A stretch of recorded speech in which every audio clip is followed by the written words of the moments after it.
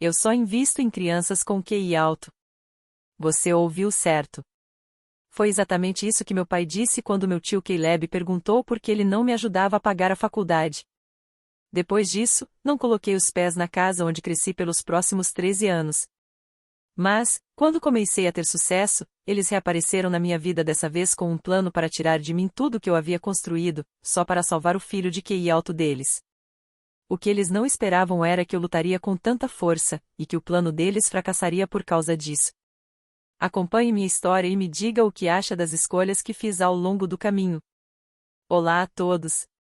Meu nome é Charles, tenho 35 anos. Moro com minha esposa, Grace, e nossa filhinha de 7 anos, Luna, em uma cidade tranquila a cerca de 1 hora de carro de Seattle. Nossa vida não é luxuosa, mas é o suficiente. Sou chefe de departamento em uma empresa imobiliária, enquanto Grace comanda um pequeno negócio de roupas e brinquedos infantis. Juntos, nossos rendimentos são suficientes para cuidar bem da nossa filha da educação e alimentação aos passeios de fim de semana. Luna é uma menina doce e muito esperta, sempre curiosa sobre o mundo. Todo sábado ou domingo, ela escolhe com entusiasmo um lugar para irmos. Às vezes é um parque aquático, outras vezes uma nova sorveteria no bairro vizinho e com frequência, o zoológico, onde ela ficou fascinada pelas girafas desde que as viu pela primeira vez. Minha esposa e eu nunca nos sentimos cansados nessas saídas. Pelo contrário, enxergamos esses momentos como pequenas aventuras em família, momentos para rirmos juntos e onde Luna pode ser simplesmente uma criança.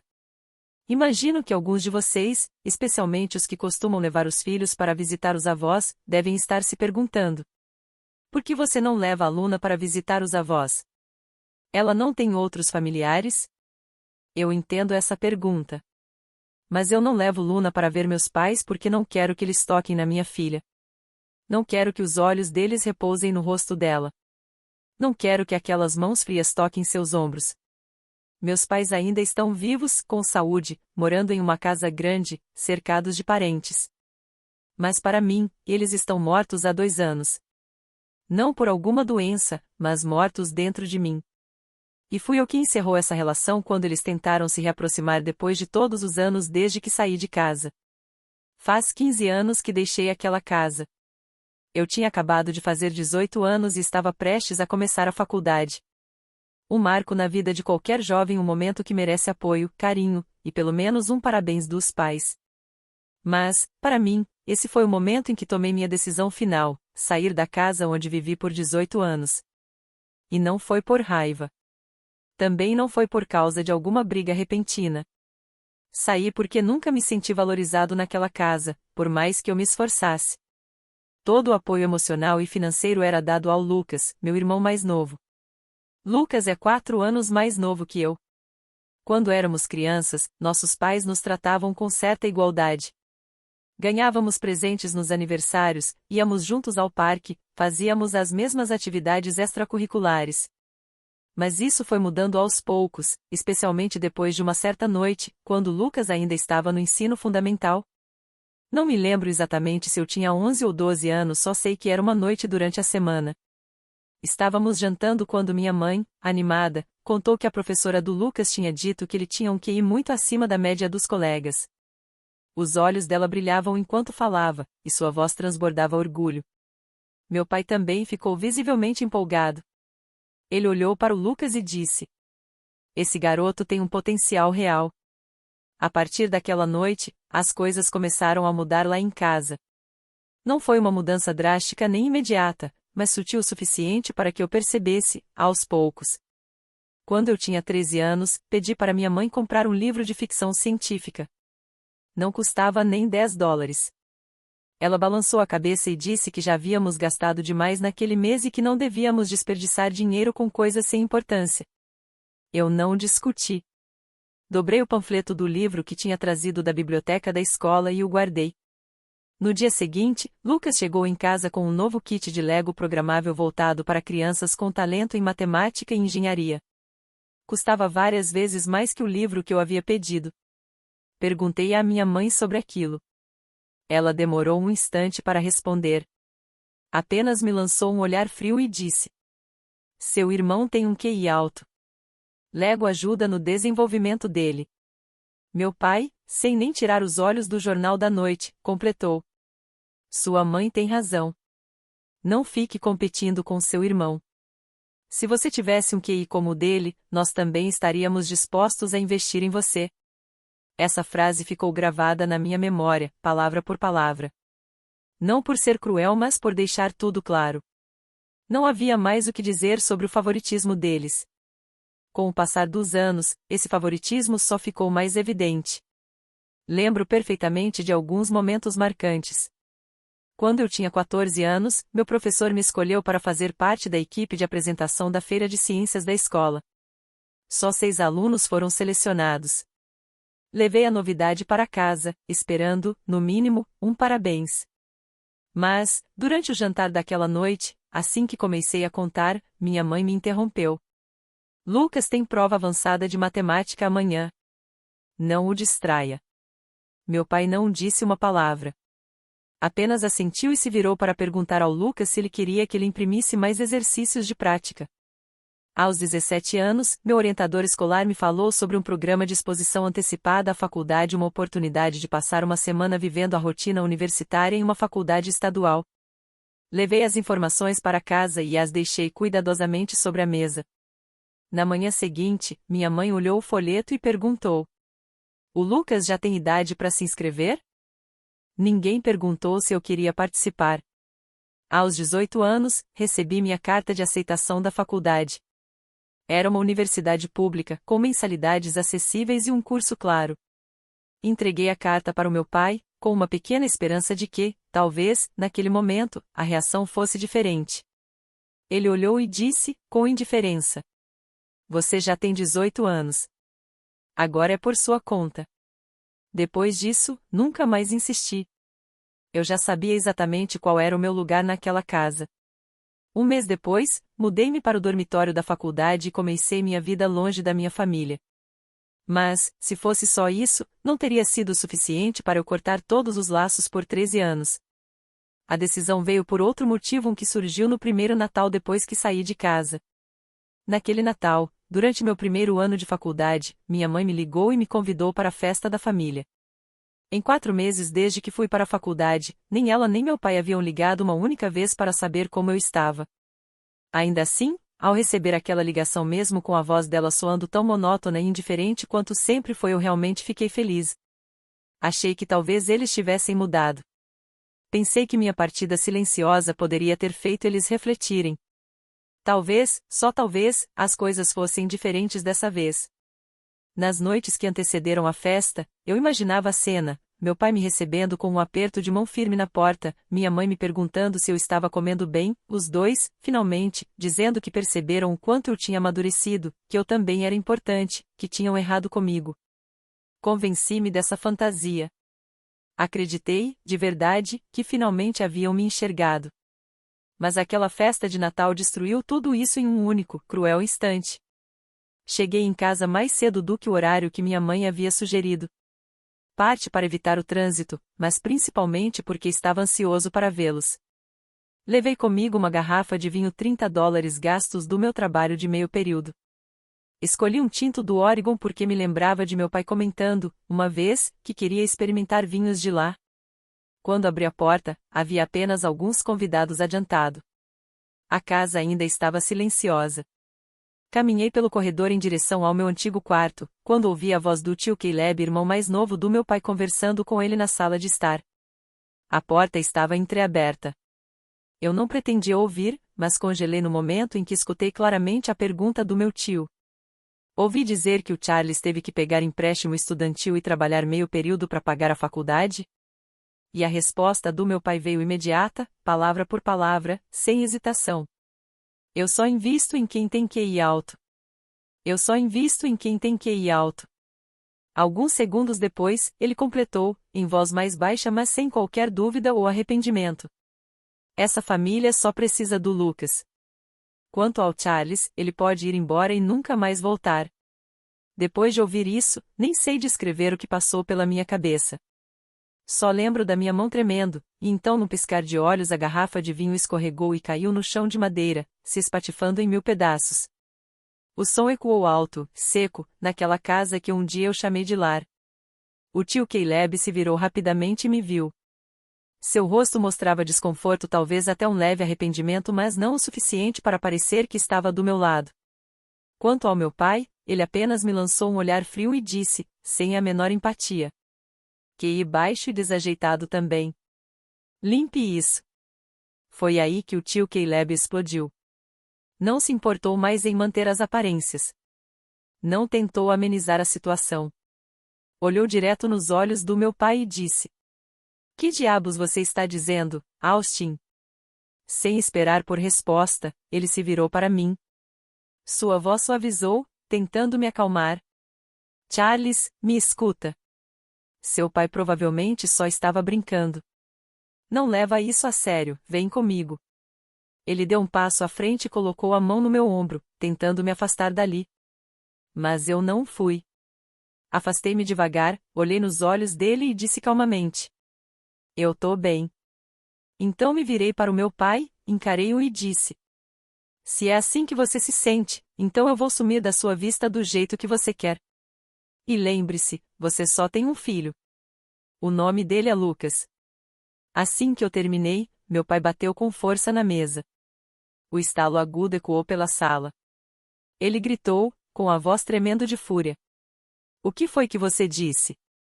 Então partiu para cima de mim, o braço erguido, como se estivesse prestes a fazer algo que nem ele mesmo conseguia controlar. Felizmente, o tio Caleb agiu rápido. Apareceu bem a tempo, estendeu os dois braços para barrar meu pai, tentando contê-lo, e depois se virou gritando: Corre, Charles! Mas eu não corri. Fiquei ali, firme, olhando direto nos olhos dele. Eu queria que ele me visse. Não como o menino que se encolhia toda vez que ele levantava a voz. Não como o filho que podia ser ignorado sem consequência, como tantas vezes antes. Alguns segundos depois, minha mãe e o Lucas entraram correndo na sala.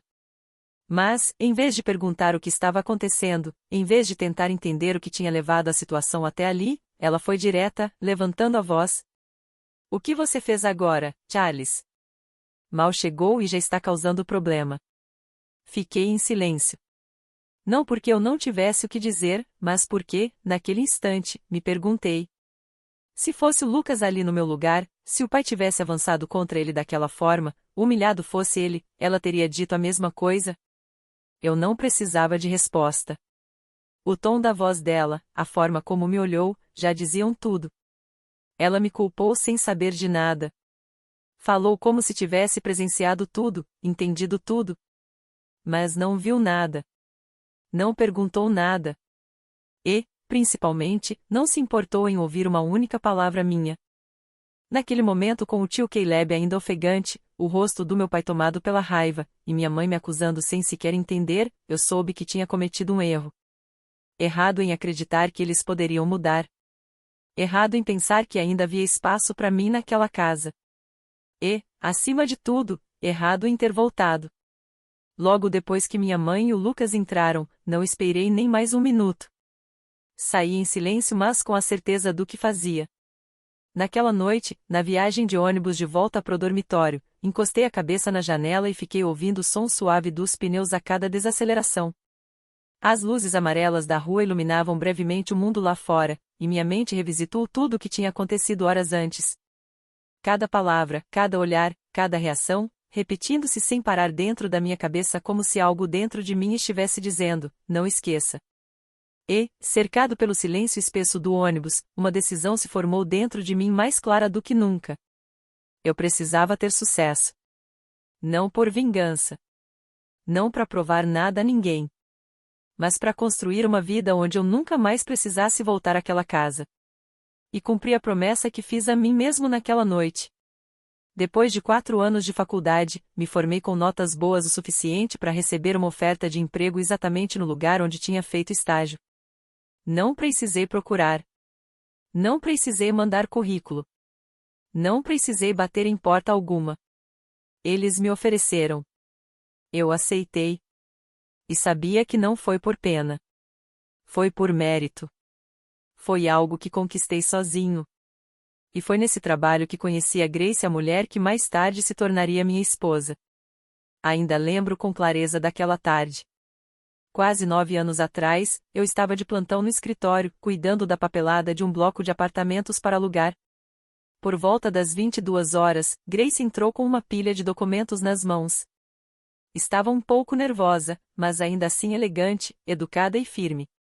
Sentou-se à minha frente e começou a falar sobre o apartamento pelo qual estava interessada e eu fui o responsável por atendê-la naquele dia. Depois das formalidades iniciais, a conversa simplesmente fluiu. De forma surpreendentemente natural. Sem pausas forçadas, sem cautela. Não sei porquê, mas depois daquele encontro, segurei a ficha de inscrição da Grace por um tempo a mais do que o necessário. Nenhum de nós sabia o que viria a seguir, mas parecia que havia um fio invisível ligando a gente naquele momento. Nos dias que se seguiram, começamos com conversas rápidas no escritório sempre que ela precisava de mais orientações. Depois, vieram os cafés depois do expediente. E, por fim, caminhadas noturnas pelo centro da cidade nos fins de semana. Eu não tinha pressa naquela época. E Grace também não. Nenhum de nós tentou forçar algo romântico logo de cara. A verdade é que simplesmente nos sentíamos bem um com o outro. A presença do outro era leve. 2 meses depois daquele primeiro encontro, começamos a namorar oficialmente. E, 2 anos depois, decidimos morar juntos. Já tínhamos passado por altos e baixos como todo casal que ama de verdade. Nosso casamento foi simples, como nós dois. Convidamos apenas amigos próximos e alguns parentes do lado da Grace. A família dela me acolheu com tanta naturalidade que, naquele dia, não sobrou espaço para pensar nas pessoas que não estavam ali. Não havia ninguém da minha família presente. Não porque estivessem ocupados, mas porque eu nunca os avisei. Eu não os convidei. A única pessoa a quem contei foi o tio Caleb, o único que tentou me proteger naquela noite de Natal que eu jamais vou esquecer. Ele veio sozinho, me deu um aperto de mão firme e disse apenas: "Agora você tem uma família de verdade." Cerca de 1 ano depois do casamento, Luna nasceu. E, por mais que achássemos que estávamos prontos, nosso mundo virou do avesso quando ela chegou. Toda a rotina que havíamos construído simplesmente desmoronou. As noites se tornaram mais longas do que o previsto. Mas, em troca, ganhamos risadas, um tipo de caos acolhedor e uma sensação verdadeira de lar. Durante aqueles anos, Grace e Luna foram como um cobertor grosso que abafava todas as memórias que eu preferia esquecer. Da minha antiga casa, dos meus pais, e do Lucas. Passei a acreditar que, se ainda restava alguma ligação entre mim e eles, era só um fio já rompido há muito tempo. E, se estava quebrado, que cada um seguisse sua vida distante, sem interferência. Mas mais uma vez, eu estava enganado. Depois de 13 anos de silêncio absoluto, eles voltaram a forçar a entrada na minha vida. E, dessa vez, não foi por saudade, nem por amor, nem por arrependimento. Foi por causa de um plano. Uma intenção que surgiu assim que descobriram que Grace e eu havíamos comprado nossa primeira casa. Um imóvel modesto, no subúrbio, a uns 30 minutos do centro. Avaliado em cerca de $800.000. Lembro com clareza. Era um domingo, exatamente uma semana antes do Natal, 2 anos atrás. Naquela manhã, por volta das 8 horas, Grace e eu estávamos preparando as coisas para um piquenique com a Luna. Eu procurava as chaves do carro quando a campainha tocou rápida e insistente. No começo, não dei muita atenção. Achei que fosse um vizinho. Mas, assim que abri a porta, congelei. Ali, parados bem na minha frente, estavam meus pais. Se postaram como se fosse apenas uma visita casual. E antes que eu pudesse dizer qualquer coisa, minha mãe falou, sorrindo como se nada tivesse acontecido. "Oi, filho. Já faz tanto tempo. Podemos entrar?" Juro que meu primeiro impulso foi fechar a porta na hora. Mas eu não fiz isso. Dei um passo pro lado e deixei que entrassem. Não porque eu estivesse perdoado, mas porque não queria causar uma cena na frente da minha esposa e da minha filha. Quando minha mãe entrou e viu a Luna, seu rosto se iluminou. Ela se abaixou com o maior sorriso que conseguiu esboçar. "Então essa é minha neta? Eu sou sua avó, querida." Luna tinha só 5 anos na época, ainda muito pequena para entender o que aquela mulher queria dizer, especialmente porque eu nunca tinha contado nada a ela. Ela simplesmente correu até a Grace e se agarrou firme na perna dela, ficando bem ao meu lado. Grace sorriu educadamente e disse apenas: "Olá." Poucos minutos depois, estávamos todos sentados na sala. O ar estava carregado, estranho, como se todo mundo soubesse que aquela visita não era só uma visita. Foi minha mãe quem quebrou o silêncio, como se já tivesse tudo ensaiado. "O Natal é na semana que vem. Seu pai e eu viemos convidar você e sua família. Todo mundo pergunta de você, já faz tanto tempo que você não aparece em casa." Fiquei olhando para ela por um instante e respondi, simples e direto: "Eu não vou. O Lucas é tudo que aquela casa precisa." Logo depois que falei, vi a expressão dela vacilar, só por um segundo. A voz dela amoleceu, tentando, talvez, consertar o estrago. "Você ainda está preso ao passado. Nós fomos um pouco duros naquela época, mas será que não dá para deixar isso para lá?" Não respondi. Ela insistiu: "Seus tios, seus primos, todos perguntam por você. Você devia voltar. Trazer sua esposa, sua filha. Deixar a pequena conhecer os avós." Fiquei em silêncio, ouvindo tudo. Depois disse, com firmeza: "Vou pensar no assunto." E completei: "Se não tiverem mais nada, gostaria que vocês fossem embora. A gente tem planos." Eles se levantaram logo em seguida. Por fora, tudo parecia civilizado. Mas por dentro, ninguém estava à vontade. Na porta, antes de sair, meu pai olhou ao redor da casa e soltou, como se quisesse terminar a visita com alguma gentileza: "Casa grande, muito bonita. Deve ter custado caro. Estamos orgulhosos de você." Não respondi. Não por raiva, mas porque aquelas palavras, naquele momento, não significavam absolutamente nada para mim. 5 minutos depois que eles foram embora, meu celular vibrou no bolso. Era o tio Caleb. Atendi na hora. Antes que eu dissesse qualquer coisa, ele começou a falar. A voz baixa, meio hesitante como se tivesse ensaiado aquilo, mas ainda assim quisesse pedir permissão. "Me desculpa, Charles. Fui eu quem contou para os seus pais que você tinha comprado uma casa." Fiquei quieto por um instante. Encostei no balcão da cozinha, observando Grace e Luna organizando a mesa do café da manhã, que ainda estava pela metade. A voz dele continuou no meu ouvido, firme e sincera. "No começo, achei que eles deviam saber. Não para se exibirem, mas para verem o que perderam." Continuei em silêncio. Não senti raiva. Nem fiquei chateado com a visita em si. Se algo me surpreendeu, foi o momento só isso. Porque, no fundo, eu sempre soube que um dia eles voltariam. De um jeito ou de outro. Então, com a voz tranquila, eu disse: "Tá tudo bem, tio. Talvez tenha sido até melhor assim." Depois disso, me despedi, desliguei e voltei para a mesa. Grace estava dobrando os guardanapos. Ela olhou para mim e perguntou baixinho, como se já soubesse a resposta: "Você quer voltar?" A pergunta me pegou de surpresa. Mas não hesitei nem por 2 segundos. "Não. Vamos passar o Natal aqui mesmo, em casa." Pensei que ali encerrava o assunto. Mas Grace ficou em silêncio por alguns segundos. Depois, largou o guardanapo, me encarou com seriedade e disse: "Desta vez, eu não tô perguntando. Tô só dizendo uma coisa para você pensar. Se a gente não for, eles vão voltar. Hoje foi só um convite ignorado. Da próxima vez, pode ser outra coisa. Mas se a gente for, só uma vez, pelo menos vamos saber o que eles realmente querem." Depois que ela disse aquilo, encarei Grace por um longo momento. Não havia pressão no olhar dela. Nenhuma tentativa de me fazer sentir culpado.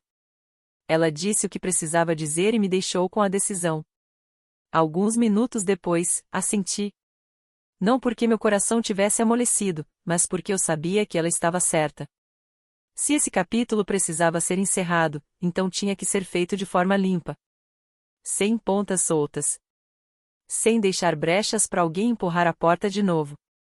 Às vezes, para dar fim a algo de verdade, a gente precisa dar um último passo em direção àquilo antes de seguir em frente. Uma semana depois, após uma viagem direta de 3 horas, estacionei na frente da casa onde cresci. Por fora, tudo parecia quase igual. O lugar não tinha mudado tanto assim. Mas dentro de mim, tudo era outro. A maior parte da família já tinha chegado quando encostamos. Só alguns ainda não estavam por ali.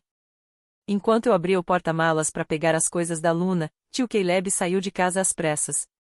Ele apertou minha mão com as duas dele, com firmeza, como se quisesse me ancorar ali. Não disse nada, mas eu senti a segurança nos olhos dele. Minha mãe foi diferente. No momento em que viu Luna, praticamente correu até ela, mesmo sendo só a segunda vez que a via.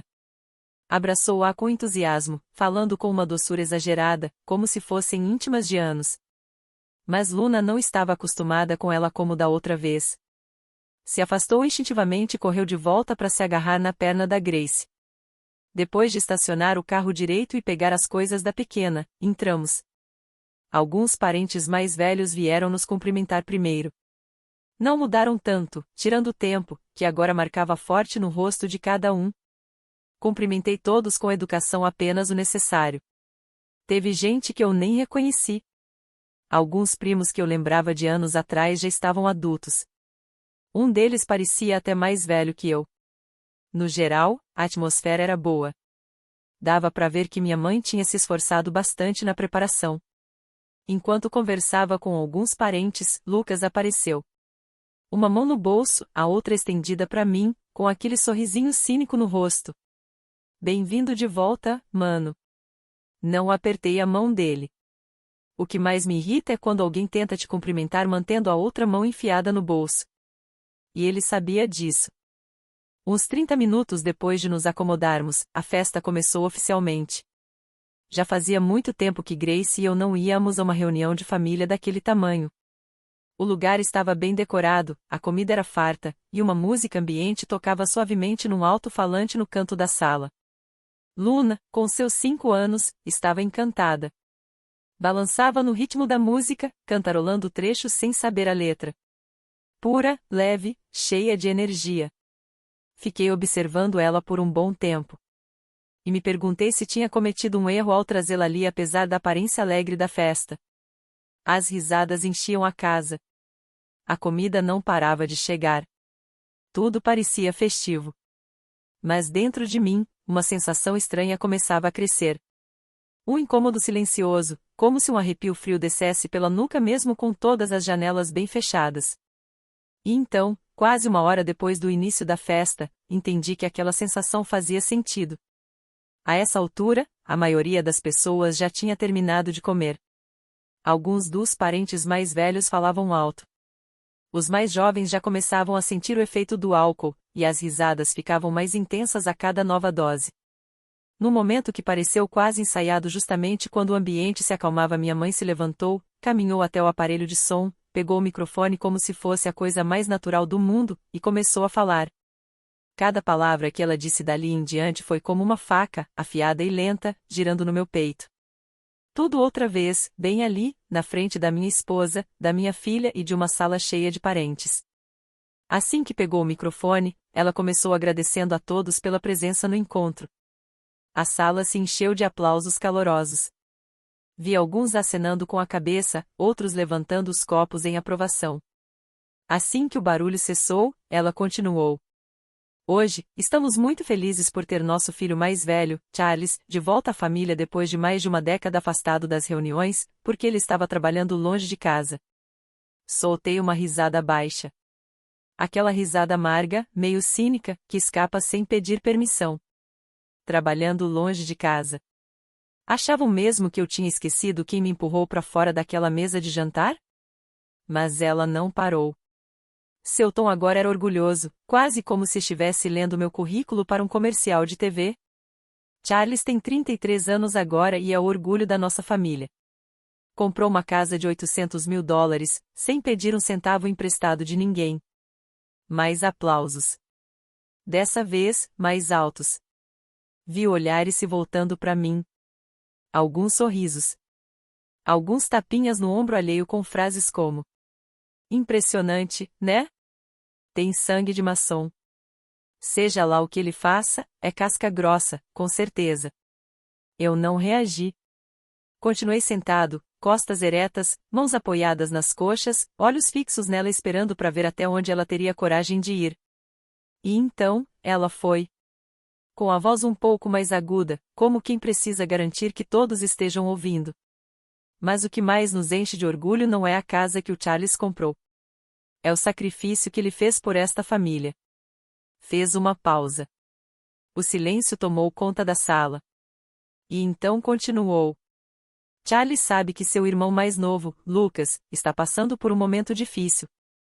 Por isso, decidiu vender a casa recém-comprada e doar $300.000 para ajudá-lo a se reerguer.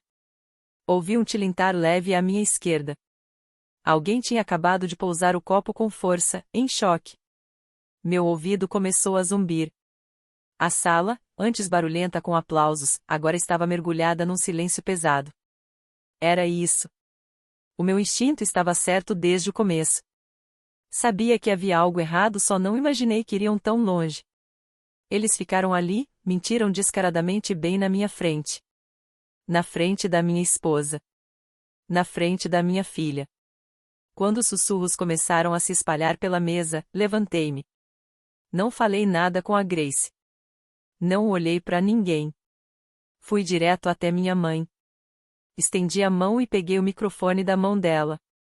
Assim que encostei, ela se inclinou e sussurrou com urgência no meu ouvido. Não envergonhe seus pais. Mas já era tarde demais. Eu não respondi. Dei um passo para o lado e me virei para encarar toda a sala. Minha avó saiu. Calma. Constante. Não era alta, mas firme o suficiente para calar o ambiente inteiro. Então é isso? Foi por isso que você dirigiu mais de 3 horas até minha casa para me convidar para o jantar de Natal? Algumas pessoas perto da entrada se entreolharam. Ouvi cadeiras sendo arrastadas suavemente pelo chão. Mas eu não parei. Virei-me para minha mãe, ainda com a voz controlada, porém firme. Pare de inventar histórias. Eu nunca disse que venderia minha casa para pagar as dívidas do Lucas. Eu não prometi nada. Eu discordei. Quem faz dívida é quem tem que arcar com ela. Parei por um instante. Respirei fundo e continuei, agora com a voz um pouco mais pesada. E outra coisa, faz 13 anos que eu não volto para essa casa. 13 anos. E em todo esse tempo, você nunca me ligou para saber como eu estava. Nenhuma vez. Tudo isso começou porque você e o pai sempre tiveram um favorito. Sempre foi o Lucas. Sempre foi ele. Virei-me para o meu pai. Encarei-o nos olhos e perguntei. Você se lembra do dia em que disse, eu só invisto em quem tem QI alto? Essa casa só precisa do Lucas. Se o Charles quiser ir embora, boa viagem? Na mesma hora, ele se levantou furioso e gritou. Você tá inventando isso. Antes que eu pudesse responder, uma voz vinda do lado direito da mesa cortou o ar. Era o tio Caleb. O Charles está dizendo a verdade. Naquele dia, se eu não tivesse intervindo, aquele garoto teria apanhado do Austin. A sala ficou em silêncio absoluto. Todos os olhos se voltaram para ele. Meu pai gritou. Então agora você tá traindo seu irmão? Mas o tio Caleb não recuou. Ele olhou ao redor da sala e falou alto e claro, para que todos ouvissem. O que aconteceu há 13 anos? Eu fui o único parente que viu. Cheguei cedo naquele dia. Ouvi tudo. Vi tudo. Fiquei em silêncio por 13 anos, esperando que as coisas se resolvessem com o tempo. Mas hoje, vendo Charles sendo tratado assim, eu não consigo mais me calar. Ele não olhou pro meu pai ao dizer isso. Ele olhou direto para mim.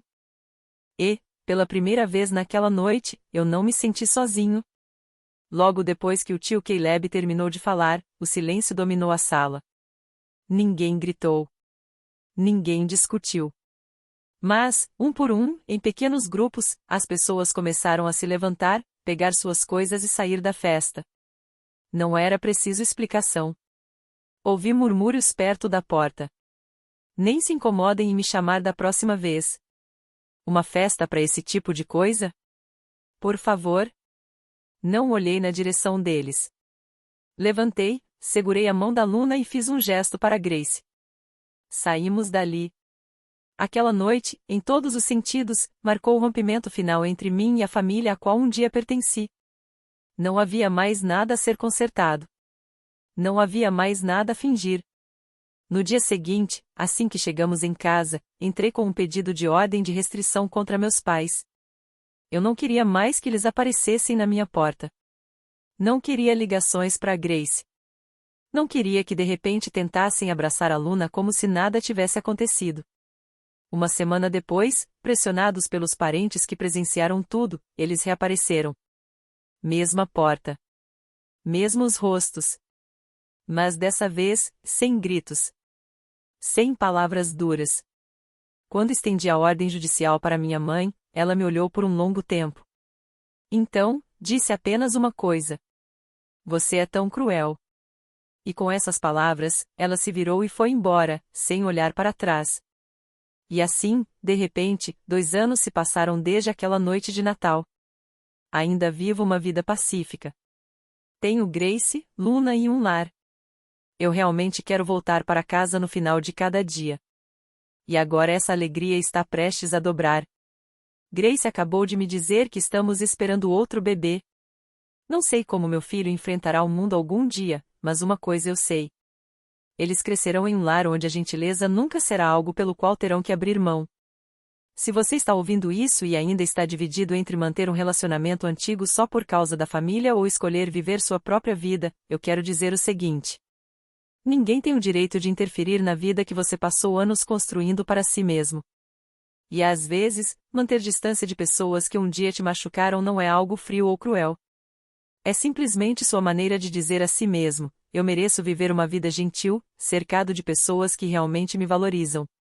Se você está ouvindo essas palavras e já se sentiu culpado por estabelecer limites com a família, lembre-se disso. Nem todos que lhe deram a vida têm o direito de continuar a magoá-lo. Às vezes, família é aquilo que você constrói para si mesmo. E enquanto esse lugar tiver segurança, amor e alguém disposto a caminhar com você, você já tem tudo o que precisa. E antes de encerrar essa história, quero perguntar a vocês, que ficaram comigo até o final dessa jornada. Eu estava errado em estabelecer limites, escolher ir embora e me recusar a deixar qualquer outra pessoa interferir na vida que trabalhei tanto para proteger? Se você estivesse no meu lugar, se tivesse que escolher entre ficar em silêncio para manter a paz na sua família ou falar abertamente para se defender, o que faria? Compartilhe suas ideias nos comentários abaixo. Eu realmente quero ouvir o que você pensa. E se essa história tocou você, mesmo que só um pouquinho, não se esqueça de clicar no botão de inscrição e se juntar a mim nos próximos capítulos dessa jornada. Muito obrigado.